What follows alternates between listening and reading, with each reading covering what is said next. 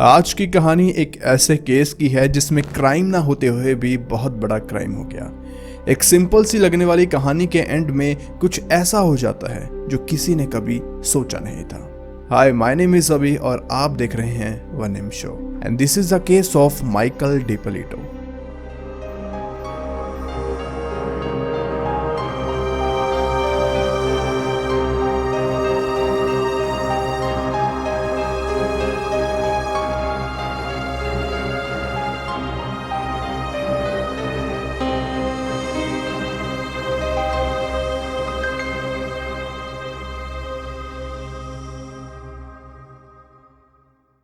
America की एक state Pennsylvania के एक शहर साउथ फिलाडेल्फिया में एक लड़के का जन्म होता है।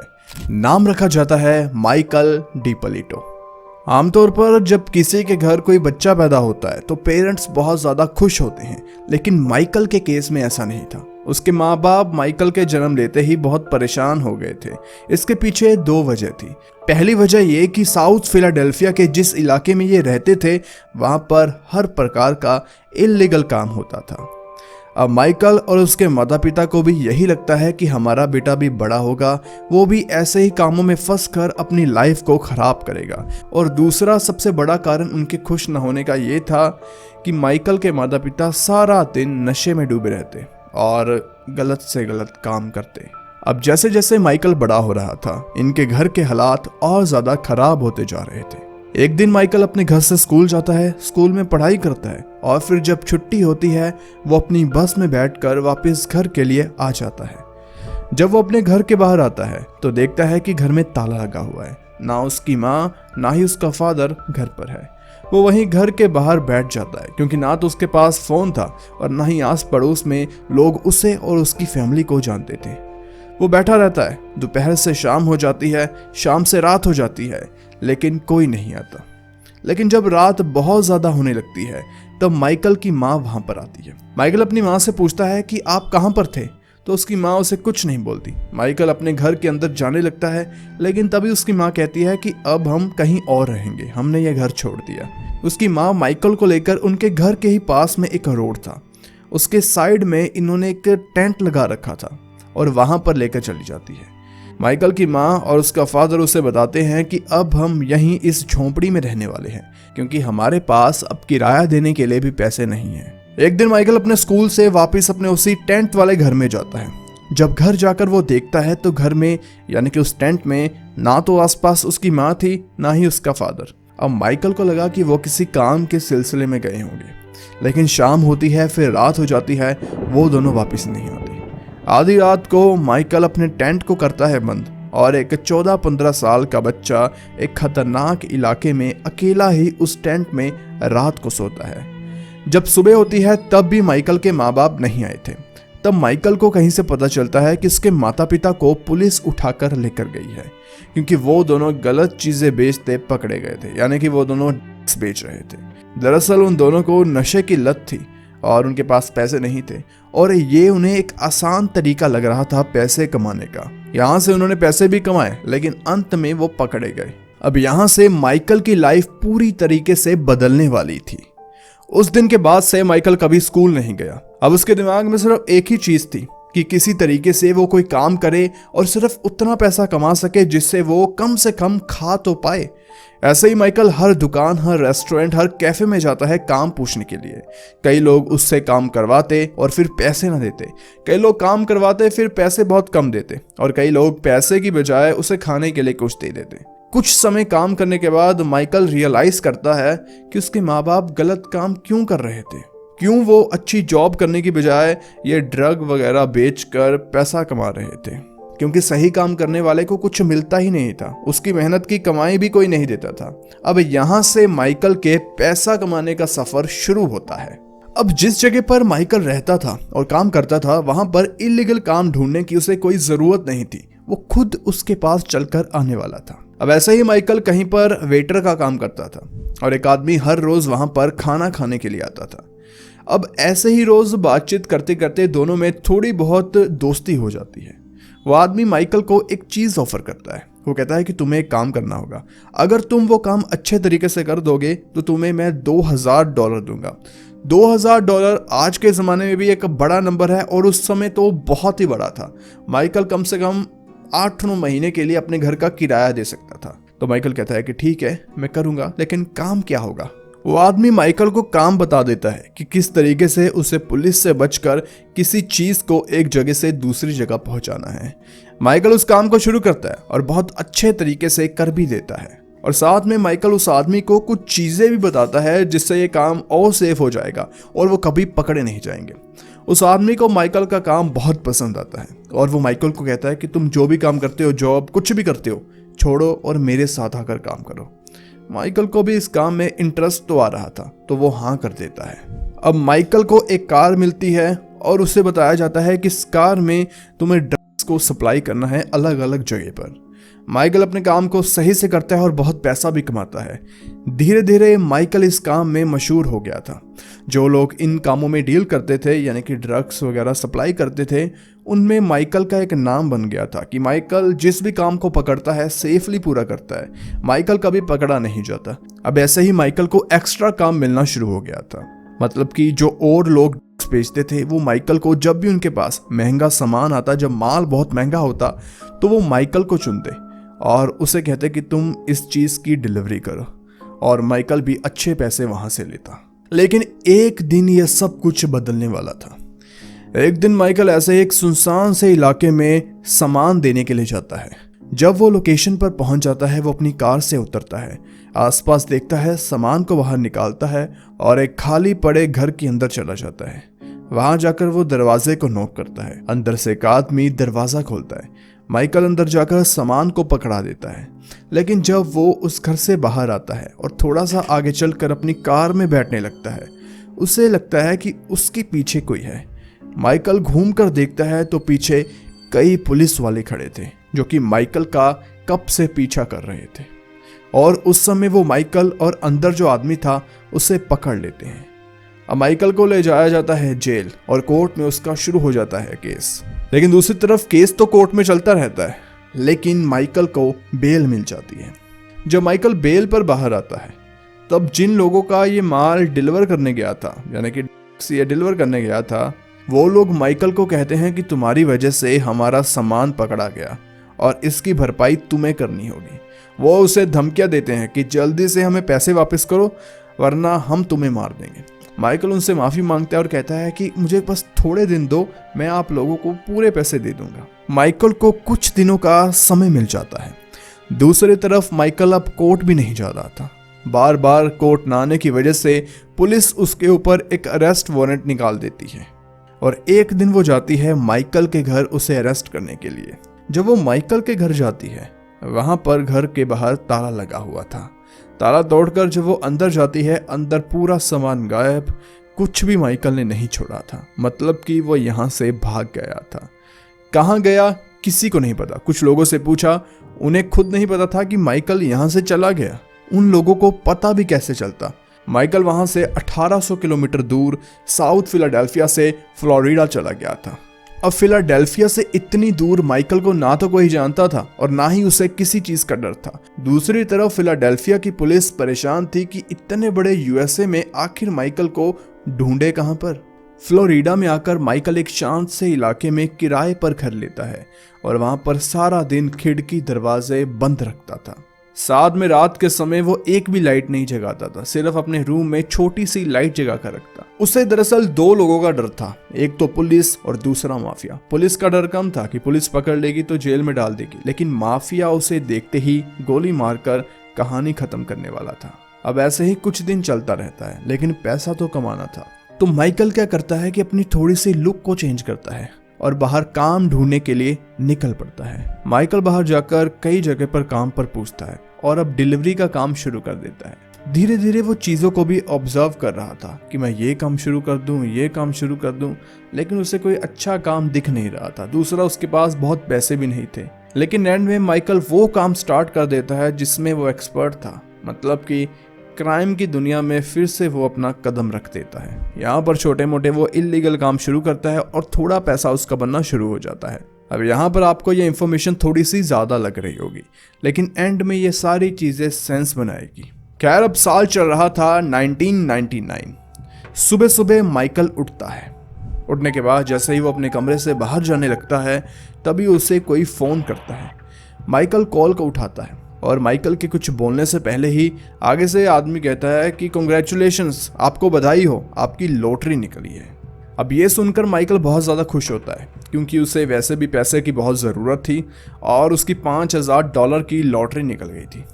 माइकल खुशी खुशी में पूछता है कि लेकिन मैंने तो लॉटरी ली ही नहीं। तो वो आगे से आदमी कहता है कि नहीं नहीं, ये हम ऐसे लॉटरी नहीं निकालते, हम रैंडम लोगों को चुनते हैं। जैसे कि आप कभी ग्रॉसरी लेने गए होंगे या आप मॉल में गए होंगे या आपने ट्रेन की टिकट परचेज़ की होगी, तो उसी समय आपका नाम लॉटरी में चला जाता है और फिर रैंडमली हम एक आदमी को चुन लेते हैं और वो आदमी आप हो जो कि लॉटरी जीत चुके हो। माइकल बहुत खुश होता है। तो वो आदमी माइकल को कहता है कि अगर आपको पैसे चाहिए तो आप फटाफट अपने क्रेडिट कार्ड की डिटेल्स मुझे दो। तो माइकल कहता है कि अच्छा आपको बैंक डिटेल्स चाहिए। तो वो आदमी कहता है कि बैंक की नहीं, आप हमें कार्ड की डिटेल्स दो, हम सीधा पैसा भेज देंगे।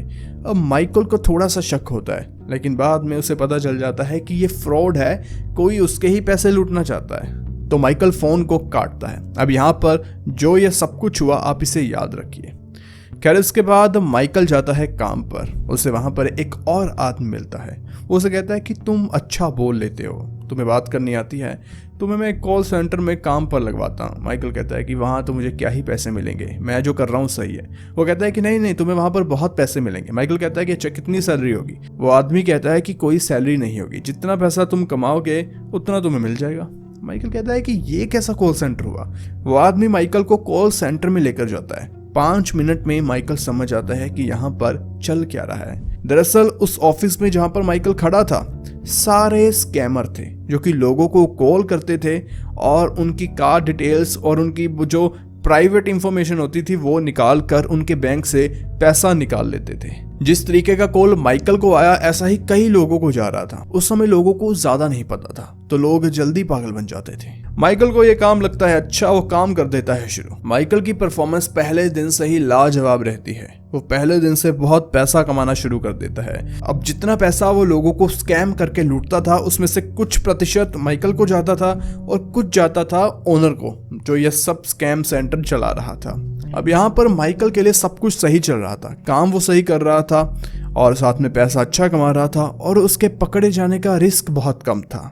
एक दिन माइकल अपने ऑफिस जाता है और कहता है कि कल से मैं नहीं आ सकता। उसका मैनेजर पूछता है कि क्यों। माइकल कहता है कि दरअसल मुझे अब कुछ और काम करना है और माइकल अपना अच्छा वाला काम छोड़ देता है। इसके पीछे का कारण सिर्फ एक था कि माइकल अपने घर में अपना एक call centre, scam call centre बना चुका था। अब घर में बैठकर माइकल लोगों को लूटता था। जो गलतियां वो कॉल सेंटर वाले करते थे माइकल उन्हें अवॉइड करता है और बहुत सेफ तरीके से लोगों का पैसा निकालना शुरू कर देता है। अब माइकल ने सोचा कि अगर कोई लड़की किसी को फोन करे तो शायद लोगों को जल्दी पागल बनाया जा सकता है। तो उसने अपने घर में 2-4 लड़कियों को रखा, उनसे वो काम करवाता, कॉल करवाता और माइकल के ऊपर पैसों की बारिश शुरू हो गई थी। एक सुनसान से इलाके में एक बंद घर के अंदर ये कुछ हो रहा था, किसी को कुछ पता ही नहीं था। माइकल ने अपना ये स्कैम कॉल सेंटर शुरू तो कर लिया था लेकिन उसे 2 चीज़ों का नहीं पता था।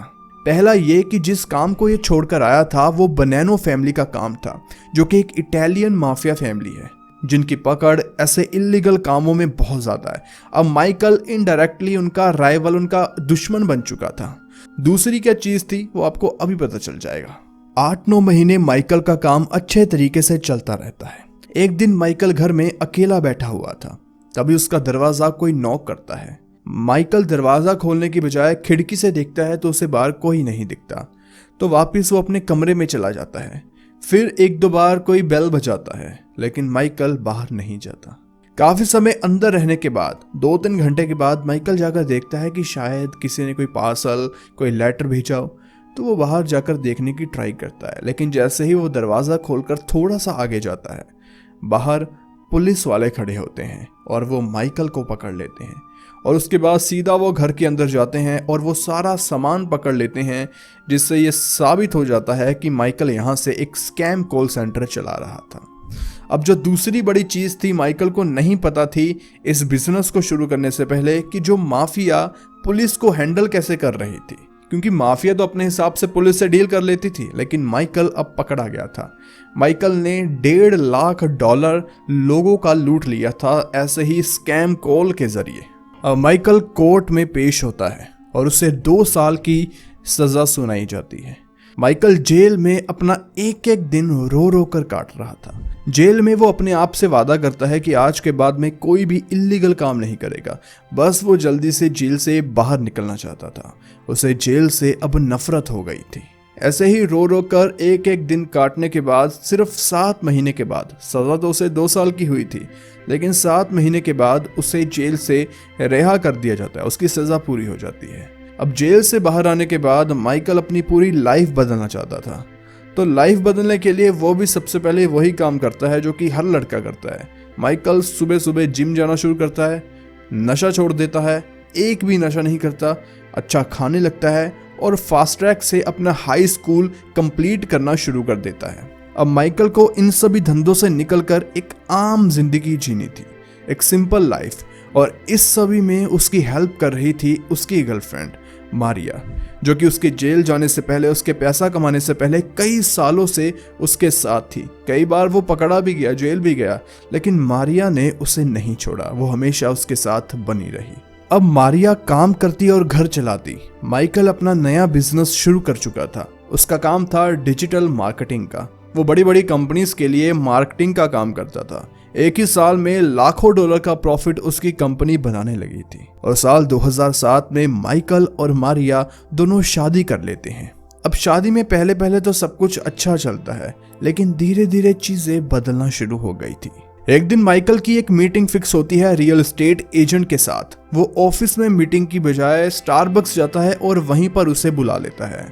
जब माइकल वहां पर बैठा होता है तो सामने एक बहुत सुंदर लड़की आती है।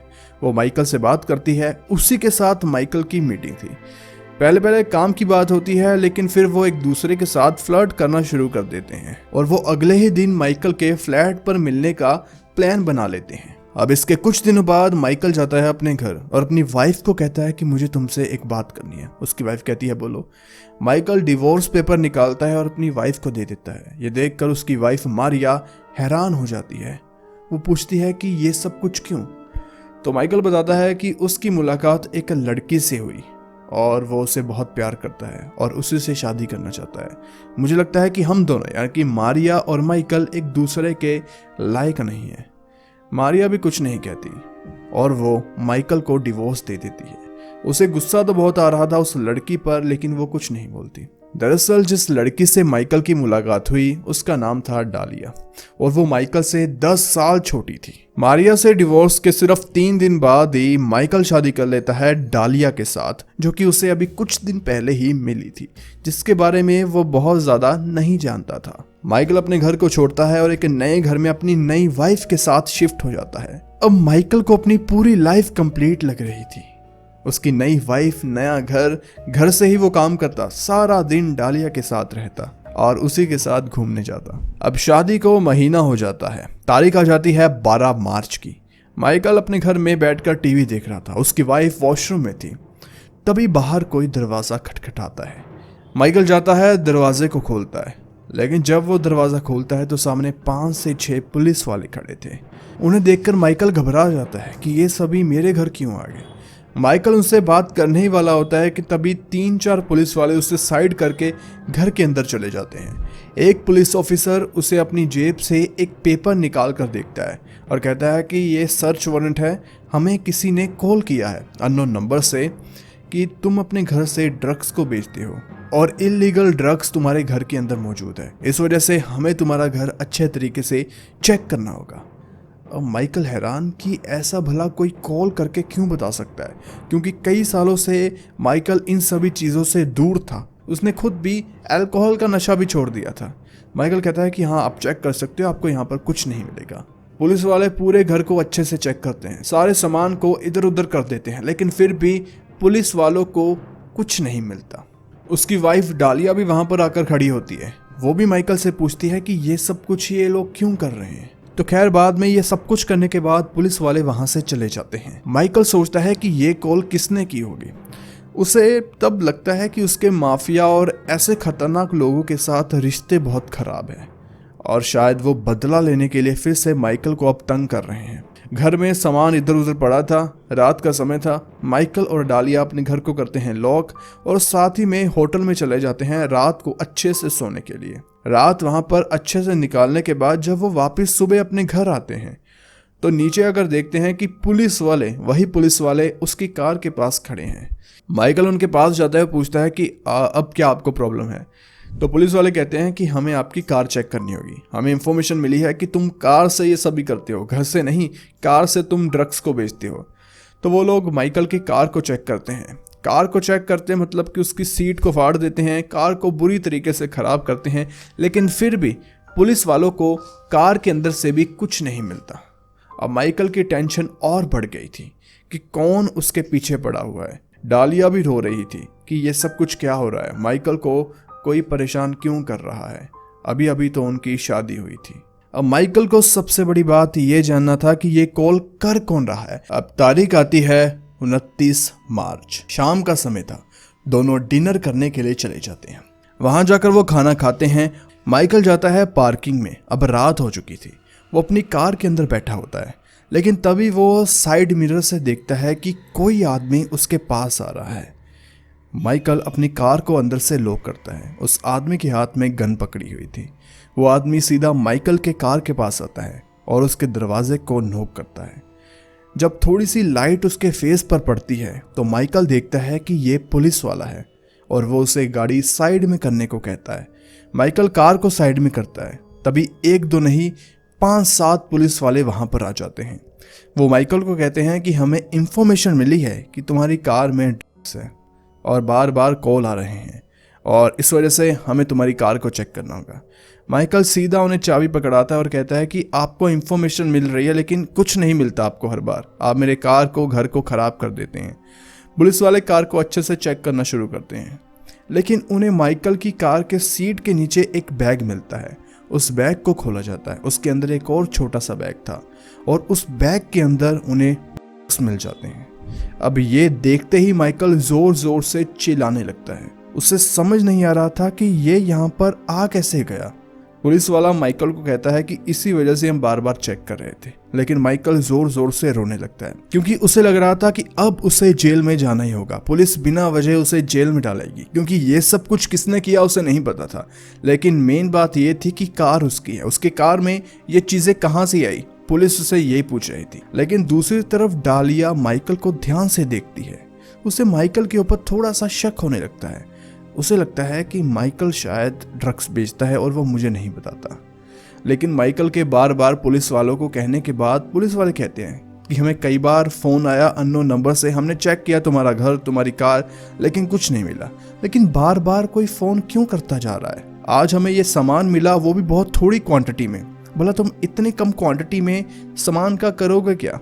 तो पुलिस वाले माइकल को कहते हैं, डालिया को कहते हैं कि आप लोग टेंशन मत लो, हम तुम्हें यानी कि माइकल को जेल में नहीं डालेंगे, लेकिन तुम घर जाओ, अपना ध्यान रखो, हम तुम्हारे ऊपर नजर रखेंगे और तुम भी नजर रखो कि अगर तुम्हें कोई फंसाने की कोशिश कर रहा है तो वो कौन है। पुलिस वाले वहां से चले जाते हैं। माइकल फटाफट कार चलाता है, डालिया को साथ लेकर अपने घर के अंदर आ जाता है। घर आने पर वो घर को अंदर से करता है बंद और अपनी गन को निकालता है और डालिया भी कोई चीज पकड़ लेती है। वो एक एक कमरे में जाता है और चेक करता है कि कहीं हमारे घर के अंदर तो कोई नहीं है, क्योंकि अगर उसकी कार में सामान आया मतलब कि किसी ने रखा, हो सकता है कि वो आदमी उसके घर के ही अंदर हो। ये बात सुनने में अजीब है, लेकिन यूएसए में ऐसे कई केस सामने आए जब लोगों के घर में कोई अलग ही बंदा रह रहा होता है और उन्हें कई महीनों तक पता ही नहीं चलता। खैर, एक एक कमरा चेक करने के बाद उन्हें पता चलता है कि उनके घर में कोई नहीं है, लेकिन कई महीने निकल जाते हैं। ना तो पुलिस वाले ये बताते हैं कि ये अननोन नंबर से कॉल कर कौन रहा था और ना ही वो खुद चेकिंग करने के लिए आते हैं माइकल के घर।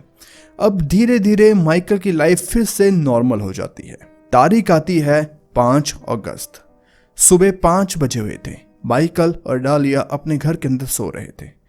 डालिया का अलार्म बजता है। वो फटाफट अलार्म को बंद करती है और कमरे की लाइट को ना जगाते हुए कमरे के बाहर चली जाती है और साथ वाले रूम में तैयार होती है जिम के लिए। 5:45 डालिया घर को बंद करती है और जिम के लिए निकल जाती है। 6 बजे वो जिम पहुंच जाती है। जिम जाकर वो वर्कआउट को शुरू कर देती है। काफी समय वर्कआउट करने के बाद उसे याद आता है कि उसने अपना फोन तो किसी बेंच पर रख दिया और वो भूल गई। वो फोन को वहां से उठाती है। फोन को उठाते समय वो देखती है कि एक मिस्ड कॉल है जो कि एक अनजान नंबर से आई है।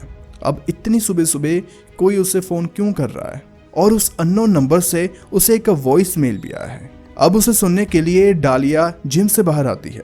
अब उस वॉइस नोट को सुनते ही डालिया अंदर जाती है, भागकर अपने सामान को उठाती है और नीचे भागकर कार में जाती है और फटाफट अपने घर की तरफ वापस जाने लगती है। दरअसल वो वॉइस नोट एक पुलिस ऑफिसर का था और उसमें उसने बताया था कि तुम्हारे घर पर एक बहुत अजीब चीज हुई है और उसमें तुम्हारा हस्बैंड भी इन्वॉल्व है। डालिया घर जाकर देखती है उसके घर के आसपास पुलिस ही पुलिस, पूरे घर के आसपास येलो टेप लगाई हुई थी। कई मीडिया वाले और पुलिस वाले फोटोज और वीडियोस को शूट कर रहे थे। तो डालिया कहती है कि मैं इसी घर में रहती हूँ।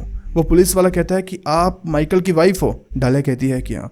वो फटाफट भागकर अपने एक पुलिस ऑफिसर को बुलाता है। वो डालिया को बताता है कि हमें किसी ने कॉल की थी और कहा कि तुम्हारे घर के अंदर लड़ने की आवाज आ रही है और साथ में गोली चलने की भी आवाज आई। जब हम तुम्हारे घर में पहुंचे तो दरवाजा खुला हुआ था। हम अंदर गए तो हमने देखा कि माइकल मरा हुआ था। ये सुनते ही डालिया जोर जोर से रोने लगती है।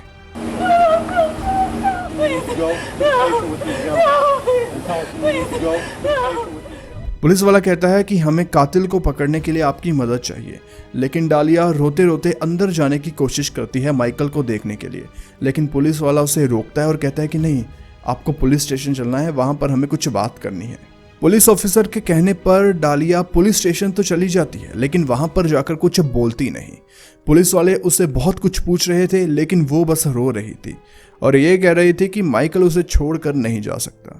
पुलिस वाले कहते हैं कि आप चुप करो और हमारे साथ कोऑपरेट करो। बाद में पुलिस वाले एक आदमी को अंदर बुलाते हैं और डालिया से पूछते हैं कि आप इस आदमी को जानती हो। डालिया कहती है नहीं। पुलिस वाले कहते हैं कि आप अच्छे से देख लो, क्या इस आदमी को आपने पहले कभी देखा है। डालिया उसे देखती है और कहती है कि नहीं, बिल्कुल नहीं, मैंने इस आदमी को नहीं देखा। फिर उस आदमी को बाहर भेज दिया जाता है। पुलिस वाले फिर एक और आदमी को अंदर बुलाते हैं। उसे देखते ही डालिया जोर जोर से रोने लगती है। तभी एक पुलिस वाला हथकड़ी लेकर आता है और डालिया को लगाता है और कहता है कि एक्टिंग तो तुमने अच्छी की, लेकिन इतनी अच्छी भी नहीं कि तुम पकड़ी ना जाओ। आखिर वो आदमी कौन था और यहाँ पर यह सब कुछ हो क्या रहा है, इसके लिए थोड़ा सा पीछे जाना होगा। माइकल जब डालिया से मिला उसके बाद में उसे उससे प्यार हो गया और वो एक बहुत महंगा घर खरीदता है। उसके बाद वो डालिया से करता है शादी। दोनों उस घर में शिफ्ट हो जाते हैं। जब माइकल और डालिया उस घर में शिफ्ट हुए तो डालिया ने माइकल के $2 लाख चुरा लिए और सबसे बड़ी बात यह है कि माइकल को पता ही नहीं चला। लेकिन इसके बाद डालिया ने सोचा कि अगर मैं 2 लाख चुरा सकती हूँ तो और पैसे अगर मेरे पास आ जाएं तो इसमें क्या बुराई है। तो वो बनाने लगती है प्लान। उसे पता था कि माइकल का पास्ट बहुत डार्क है। पुलिस ने उसके ऊपर कई बार केस किया, कई बार वो जेल में रहा। अगर अब वो कोई गलती कर दे तो उसे लंबी जेल होगी तो बाद में ये घर, ये पैसा, सारा कुछ उसका हो जाएगा। तो डालिया क्या करती है कि पुलिस को कॉल करना शुरू कर देती है पब्लिक फ़ोन से कि माइकल के पास ड्रग्स है, ये है, वो है। पुलिस आती है, चेकिंग करती है, लेकिन तब डालिया को पता चलता है कि अगर माइकल को अंदर करना है तो सिर्फ फ़ोन करने से कुछ नहीं होगा। कुछ सामान इसके घर में या इसके बैग में या इसकी कार में छोड़ना पड़ेगा ताकि उसे सबूत मानकर पुलिस माइकल को अरेस्ट करे। इसके बाद में ये कॉल करती है अपने एक्स को और उसे कहती है कि मैं तुमसे बहुत प्यार करती हूँ, माइकल मुझे बहुत तंग करता है। तो आदमी वो बेचारा क्या करे, वो कहता है कि ठीक है। डालिया उसे कहती है कि क्या तुम मुझे दे सकते हो। वो आदमी कहता है कि हाँ दे सकता हूँ। डालिया उसे थोड़ा सा लेकर माइकल के कार की सीट के नीचे एक बैग में छुपा देती है। फिर से पुलिस को बार बार फोन करती है और माइकल के कार से वो चीज मिल जाती है। लेकिन पुलिस वाले एक अलग ही चीज कर देते हैं। वो माइकल को अरेस्ट करने की बजाय सोचते हैं कि शायद उसे कोई फंसाने की कोशिश कर रहा है। उसके बाद में वो माइकल को वार्न करते हैं और कहते हैं कि तुम अपना भी ध्यान रखो। ये सारी चीजें देखकर डालिया डिप्रेशन में चली जाती है। उसे एक एक दिन माइकल के साथ काटना मुश्किल हो रहा था। उसके बाद फिर से वो अपने एक्स के पास जाती है कि मैं तुमसे बहुत प्यार करती हूँ। वो कहता है कि ठीक है। डालिया उसे कहती है कि क्या तुम मेरे लिए एक काम कर सकती हो। वो आदमी कहता है कि हाँ बताओ। वो कहती है कि ये जो माइकल है बहुत गलत आदमी है, मैं चाहती हूँ कि इसे तुम मार दो। वो कहता है कि नहीं, मैं ऐसा नहीं कर सकता। वो कहता है कि अगर तुम्हें माइकल परेशान करता है तो तुम उससे डिवोर्स ले सकती हो। डालिया कहती है कि डिवोर्स नहीं, सीधा रास्ता साफ हो जाएगा अगर माइकल नहीं रहेगा। वो कहता है कि नहीं, मैं ऐसा नहीं कर सकता। तो डालिया कहती है कि अगर तुम नहीं ऐसा कर सकते तो कोई आदमी मुझे बता दो जो पैसे लेकर मेरे लिए ये सब कुछ कर दे। तो उसका एक्स कहता है कि नहीं, मेरे पास ऐसा आदमी है ही नहीं, तो मैं तुम्हें कैसे मिला सकता हूँ। लेकिन इसके कुछ दिनों बाद डालिया का एक्स फिर से डालिया को फ़ोन करता है और कहता है कि एक आदमी है जो तुम्हारा काम बहुत अच्छे से कर सकता है। वो डालिया की मुलाकात एक हिटमैन से यानी कि कॉन्ट्रैक्ट किलर से करवाता है। दोनों एक कार में मिलते हैं और वहाँ पर सारी चीज़ें डालिया उस हिटमैन को बता देती है कि तुम्हें क्या करना है, कैसे करना है। और यहाँ पर दोनों प्लान बनाते हैं कि डालिया जिम जाएगी, पीछे से हिटमैन आएगा और माइकल को ख़त्म कर देगा। प्लान के मुताबिक सब कुछ सही चलता है। डालिया फटाफट सुबह जिम जाती है, पीछे से हिटमैन आता है, उसके घर का दरवाज़ा खटखटाता है। माइकल दरवाजे को खोलता है, उसे नहीं पता था कि सामने कौन खड़ा है। जैसे ही माइकल दरवाज़ा खोलता है, इस कहानी में एक ट्विस्ट आ जाता है। सामने हिटमैन तो खड़ा था, लेकिन वो पुलिस की वर्दी में था और साथ में कई और पुलिस वाले थे। दरअसल डालिया ने जिस हिटमैन को हायर किया था वो एक अंडरकवर एजेंट था। डालिया को नहीं पता था कि ये पुलिस वाला है जो कि एक्टिंग कर रहा है। ये सब कुछ कैसे हुआ? ये सब किया उसके एक्स ने। जब डालिया ने बार बार कहा कि कोई आदमी मिला दो जो मेरे लिए ये काम कर सके, उसके एक्स को शक हुआ कि ये बहुत सीरियस लग रही है। वो जाता है पुलिस वाले के पास, पुलिस वाले को सब कुछ बता देता है। यहाँ पर पुलिस वाले एक प्लान बनाते हैं कि हमारा एक अंडरकवर एजेंट तुम्हारे साथ जाएगा, तुम उसे हिटमैन बनाकर डालिया के सामने पेश करना और उसकी कार में वो सारे ऑडियो और वीडियो डिवाइसेस लगा देते हैं, जिससे सारी बातों की रिकॉर्डिंग हो जाती है सबूत के तौर पर। खैर उस समय जो 5-6 पुलिस वाले माइकल के पास आए थे वो सारी चीज़ें माइकल को बताते हैं और फटाफट उसे वहां से ले जाकर एक सेफ जगह पर यानी कि पुलिस स्टेशन में बैठा देते हैं। पीछे से सारा प्लान चलता है, मूवी की तरह डालिया आती है, एक्टिंग चलती है और इन सभी चीज़ों की शूटिंग भी की जाती है। पुलिस वालों के ऊपर माइक वगैरह लगा दिए जाते हैं और एंड में जिस आदमी को पुलिस वाले डालिया के सामने लेकर आते हैं वो कोई और नहीं बल्कि माइकल ही था, जिसे देखकर वो जोर जोर से रोने लगती है। Oh my God! Come here, please. Come here. Come here, please. Come here. Yeah. Okay. Thank you. We'll take it back. Both of you, please.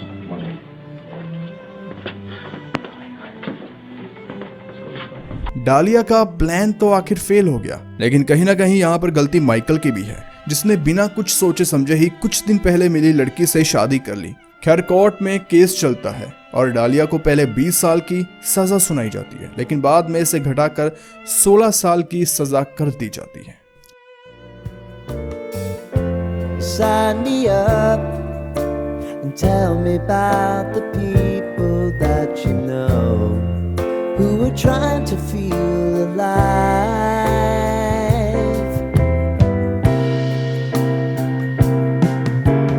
Life can get hard, so honey, if you need to cry, just come share my